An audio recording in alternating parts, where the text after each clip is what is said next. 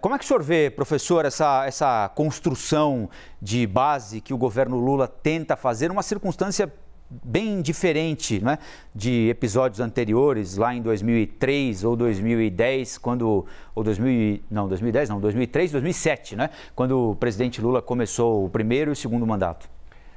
Olha, tem uma questão que o Uribe destacou, e bom dia, Uribe, das questões das relações pessoais e de decisões pessoais que acabam impactando o governo ou até o futuro do Brasil. Outro dia, conversando com o auxiliar do Dr. Ulisses Guimarães, presidente da Assembleia Nacional Constituinte, nós estamos discutindo a questão do mandato do presidente Sarney. Houve uma grande disputa na Constituinte, porque o mandato original, pelo pacote de abril de 1977, era de 6 anos. Mas a Aliança Democrática, quando foi formada, com Tancredo Neves e José Sarney, era que o mandato fosse de 4 anos. Porém, Tancredo Neves, como todos sabem, ficou doente na véspera, foi internado na véspera da posse, no dia 14 de março de 1985, depois de 7 operações, a 21 de abril, em São Paulo, acabou falecendo. Aí ficou a discussão na Assembleia Constituinte sobre a questão do mandato. Se ia cumprir os 4 anos, tinha os 6 do pacote de abril e tinha uma proposta intermediária de 5 anos.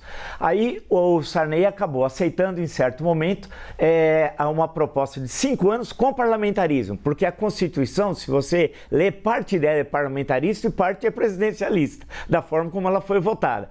Aí o Mário Covas, que era o líder, né, da maioria dentro da Assembleia Nacional Constituinte, então senador, e de uma maioria mesmo, absoluta, disse não aceito 5 anos e parlamentarismo, aceito o parlamentarismo, mas com 4 anos. Sarney bateu o pé, ficou com 5 anos e com o presidencialismo. Então, veja que a questão pessoal ela é importante historicamente. No caso em tela, especificamente, é bom lembrar que o governo Lula 3, politicamente, é muito mais frágil que o Lula 1.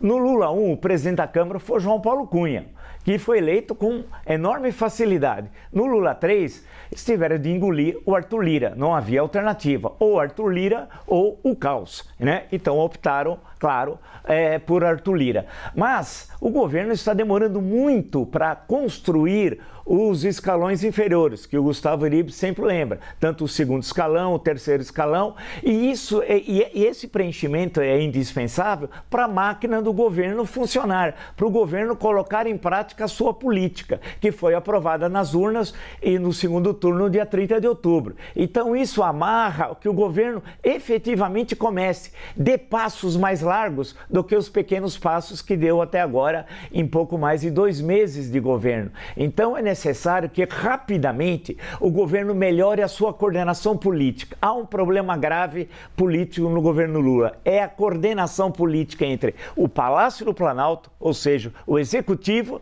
e o Legislativo, ou seja, o Congresso Nacional, em especial a Câmara dos Deputados. Com o Senado, as relações são relativamente mais fáceis, mas com a Câmara dos Deputados, não. E, claro, pela posição de Arthur Lira. Então, em síntese, ou o governo rapidamente faz um acerto, espero que republicano, com o Arthur Lira, né? E aí envolve a questão ministerial e também o segundo escalão e o terceiro escalão, ou vai ficar nesses eternos jantares, almoços, cafés, e a crise está aí na porta, né? Ou seja, você não enfrenta os graves problemas nacionais. A questão central, portanto, falta uma boa coordenação política no governo Lula. Enquanto não tiver essa coordenação, o governo não começa no ritmo que o presidente deseja.